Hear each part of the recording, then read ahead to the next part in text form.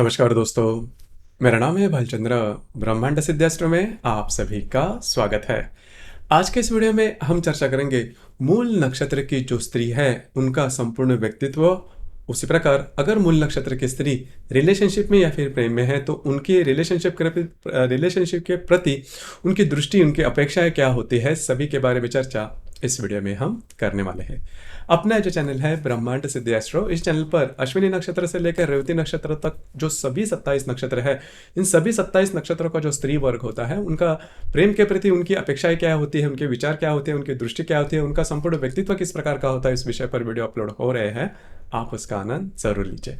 तो आज के इस वीडियो में हम चर्चा करेंगे मूल नक्षत्र के स्त्री के बारे में। तो सबसे पहले मूल नक्षत्र के बारे में अगर देखा जाए, हालांकि मूल नक्षत्र के बारे में कई सारी भ्रांतियां हैं। खास करके स्त्री का यदि मूल नक्षत्र है तो आपको बहुत प्रकार के जो उपाय है वो करने होते हैं, लेकिन हालांकि ऐसी बात बिल्कुल भी नहीं है, क्योंकि सिर्फ और सिर्फ एक नक्षत्र के आधार पर, मतलब आपका चंद्रमा सिर्फ मूल नक्षत्र में या फिर आपका सूर्य सिर्फ मूल नक्षत्र में या फिर आपका शुक्र मूल नक्षत्र में है, तो इसी वजह से आपकी जो कुंडली है वो पूरी तरह से बिगड़ जाती है, ऐसा बिल्कुल भी नहीं। इसके लिए बाकी के जो ग्रह है वो भी ज्यादा महत्वपूर्ण हो जाते हैं। तो ये जो भ्रांति है उसमें बिल्कुल भी नहीं आना। तो जैसे कि हम मूल नक्षत्र के बारे में चर्चा कर रहे थे, मूल नक्षत्र के बारे में अगर कहा जाए तो इसके जो चारों चरण हैं वह धनु राशि में आते हैं। यह जो नक्षत्र है, यह नक्षत्र खास करके सात्विक है, शुभ फलदायी है और महापराक्रमी भी है। इस नक्षत्र का जो दमखम होता है वो काफी अच्छा देखा जा सकता है। इस नक्षत्र का जो स्वामी है वो केतु है और इस नक्षत्र की जो देवता है वो निवृत्ति है। और ये जो नक्षत्र है वो राक्षसगनी नक्षत्र है। हालांकि राक्षसगनी नक्षत्र माने के इस नक्षत्र में जो दमखम होता है, जो एनर्जी होती है वो बहुत ही अच्छी देखी जा सकती है। कई ऐसे जो नक्षत्र है, मतलब राक्षसगनी नक्षत्र है, जो कि होते तो ऐसे इनमें भी दमखम काफी अच्छा होता है, एनर्जी काफी अच्छा होता है, कॉन्फिडेंस काफी अच्छा होता है, लेकिन इससे ये नक्षत्र थोड़ा सा अलग है। मतलब ये जो नक्षत्र है, यह नक्षत्र धार्मिक या फिर आध्यात्मिक मार्ग में काफी आगे जाने वाला है और उसके संदर्भ में जो एनर्जी होती है उनमें वो काफी ज्यादा देखी जाती है। डिसिप्लिन होता है ये नक्षत्र। और यह जो नक्षत्र चतुष्पाद है, अधोमुखी है और सुलोचनी है। सबसे पहले और महत्वपूर्ण बात, जो कि हालांकि धनु राशि की कोर वैल्यू है, जो कि परोपकार, मतलब दूसरों को मदद करना, इस नक्षत्र में बहुत ही अच्छा देखा जाता है। सामने वाला व्यक्ति आपके पहचान का हो या ना हो, लेकिन अगर वह दुख में है तो इस नक्षत्र की जो स्त्री है दौड़कर उसको पास जाएगी और इसके लिए जो भी करना है वो कर रहेगी। तो ये बात इनमें बहुत अच्छी देखी जाए। इसी वजह से रिलेशनशिप में या फिर इनके जो रिलेटिव्स होते हैं उनमें भी इनका एक अलग सी इमेज होती है और बहुत ज्यादा एक्टिव होती है। मूल नक्षत्र की जो स्त्री होती है वह कभी एक जगह पर नहीं ठहरेगी, कुछ ना कुछ तो काम करते ही रहेगी। और इनमें जो एनर्जी लेवल होती है इसीलिए बहुत ज्यादा होती है, न्यायी होती है और इनकी जो वाणी होती है वो कभी कभी तीखी हो सकती है। मतलब न्याय प्रधानता इनमें काफी अच्छे देखी जा सकती है। दयालु होते हैं, अगर जैसे मैंने कहा कि जो परोपकार, उसी का आगे का जो गुण है वो दयालु, मतलब कोई अगर किसी संकट में है तो उसके लिए दौड़ कर जाने वाली ये स्त्री होती है। इनमें महत्वाकांक्षा जो होती है, एम्बिशियस नेचर बहुत ही अच्छा देखा जा सकता है। कोई भी बात अगर इन्होंने ठान ली कि उन्हें करना है तो करते ही है। किसी व्यक्ति या फिर किसी व्यक्ति विशेष या फिर किसी परिस्थिति से कभी नहीं डरते। उसी प्रकार इस नक्षत्र की जो स्त्री होती है बहुत शूर होती है, साहसी होती है। इनमें दमखम काफी अच्छा देखा जाता है, सच्चे होते हैं, मन के काफी ज्यादा सच्चे होते हैं, बहुत ज्यादा ट्रांसपेरेंसी इनमें देखी जाती है। मतलब इस नक्षत्र की जो स्त्री है उनमें जो डिप्लोमेसी वाला नेचर होता है वो इनमें देखा, चिकनी चुपड़ी बातें करके अपनी जो बातें हैं वो मन माना, ये बात इनमें देखी नहीं जाती। हालांकि स्त्री वर्ग होने के बाद मतलब किसी व्यक्ति का अगर मूल नक्षत्र है तो भी इनमें जो बात होती है, मतलब बोलने की, वो ज़्यादा नॉर्मली देखी नहीं जाती। सदाचारी होते हैं, सीधे सीधे चलने वाले होते हैं।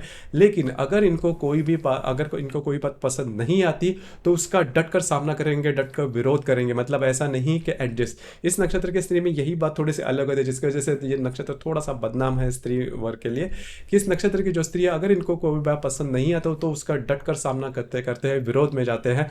नॉर्मली हम अपेक्षा करते हैं कि स्त्री जो है वो विरोध में ना जाए, एडजस्ट कर ले, तो ये बात इनमें देखी नहीं जाती। हालांकि वो काफी अच्छी भी बात है। उसी प्रकार इस नक्षत्र में जब प्रैक्टिकल भी होती है, मतलब पैसे कहाँ पर खर्च करने हैं, कैसे खर्च करने हैं, किस तरह से अर्न करने, किस तरह से बचाने हैं, इसके बारे में भी इस नक्षत्र की जो स्त्री है वो काफी अच्छी देखी जा सकती है। उसी प्रकार इस नक्षत्र की जो फेमस होना जिसे हम कहते हैं, हालांकि ये जो गुरुत्व गुणधर्म है वो धनु राशि का ही गुणधर्म है कि फेमस होते हैं वो अपने आप में, मतलब जो भी काम करते हैं उसके उसमें स्पेशलिटी उनमें देखी जा सकती है। हालांकि काम किसी भी प्रकार का हो लेकिन उसमें अपना एक छाप छोड़ जाते हैं। तो इस नक्षत्र की जो स्त्री होती है उनमें स्त्री सुलभ जो व्यक्तित्व होता है वो थोड़ा सा कम दिखाई देता है। मतलब स्त्री वर्ग हम जैसे कहते हैं कि सौंदर्य के मामले में बहुत ज़्यादा डेलिकेट होते हैं, तो ये बात इनमें ज़्यादा देखी नहीं जाती। लेकिन सांसारिक होते हैं, रसिक होते हैं, नृत्य नाट्य सिनेमा और संगीत के शौकीन भी होते हैं, लेकिन उसके बारे में भी बहुत ज़्यादा एक्सट्रीम पर इस नक्षत्र की जो स्त्री है वो नॉर्मली देखी नहीं जाती। हमेशा खुशमिजाज इनमें देखा जाता है। इंटेलेक्ट लेवल इनका काफ़ी अच्छा देखा जाता है। स्कूल कॉलेज के जो भी शिक्षाएं हैं उसमें काफ़ी अच्छे तरीके से आगे बढ़ते हैं और इंटेलेक्ट लेवल होता है वो काफ़ी शार्प भी देखा जाता है। इनका जो सौंदर्य होता है वो कॉस्मेटिक नहीं होता, इनमें एक तेज देखा जा सकता है। इनका जो पूरा व्यक्तित्व है, इनकी जो वाणी है, इनके जो विचार है, इनकी जो वाणी है, इनका जो बाह्य व्यक्तित्व है उसमें तेज देखा जाता है। अब ये जो तेज है वो अलग ही प्रकार का होता है, सात्विक होता है। जैसे मैंने शुरुआत में कहा कि ये जो नक्षत्र है ये नक्षत्र थोड़ा सा धार्मिक या फिर आध्यात्मिक मार्ग में जाने वाला नक्षत्र है।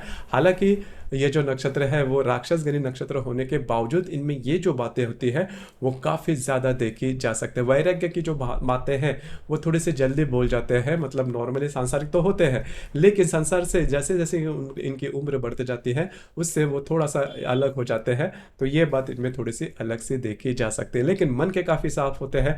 ट्रांसपेरेंसी इनमें बहुत ही अच्छी देखी जा सकती है। जैसे कि हम चर्चा कर रहे थे कि यदि इस नक्षत्र की जो स्त्री है वो अगर रिलेशनशिप में है तो अभी तक आपको समझ में आ चुका होगा कि इस नक्षत्र की जो स्त्री है उनका जो नेचर होता है वो किस प्रकार का होता हुआ। हमेशा वो पसंद करती है कि सामने वाला जो व्यक्ति है वो उसी प्रकार का हो। पहले तो सबसे इंपॉर्टेंट बात, सामने वाला व्यक्ति जो है वो साहसी होना चाहिए, शूर होना चाहिए, अपने बलबूते पर आगे बढ़ने वाला होना चाहिए और स्पष्ट होना चाहिए। मतलब उसकी जो भी बातें हैं, उसकी जो भी फ्रेम ऑफ थिंकिंग है वो काफ़ी स्पष्ट होनी चाहिए। मतलब डिप्लोमेसी, चिकनी चुपड़ी बातें ये इनको भी पसंद नहीं आता और सामने वाले व्यक्ति में भी इस नक्षत्र की जो व्यक्ति है वो जो स्त्री है वो पसंद नहीं करती। ये बात इनमें थोड़ी सी अच्छी देखी जा सकती है। अब यहाँ पर देखिए इस नक्षत्र की जो स्त्री है वो घर से ज़्यादा घर के बाहर रहना ज़्यादा पसंद करती है। मतलब घर में तो रहती है, घर का काम भी करती है, लेकिन करियर के मामले में इस नक्षत्र की जो स्त्री है वो काफ़ी आगे जा सकती है। हालांकि गृहिणी के व्याख्या में गृहिणी भी होती है, लेकिन घर के बाहर का जो काम है, क्योंकि इनमें क्या है कि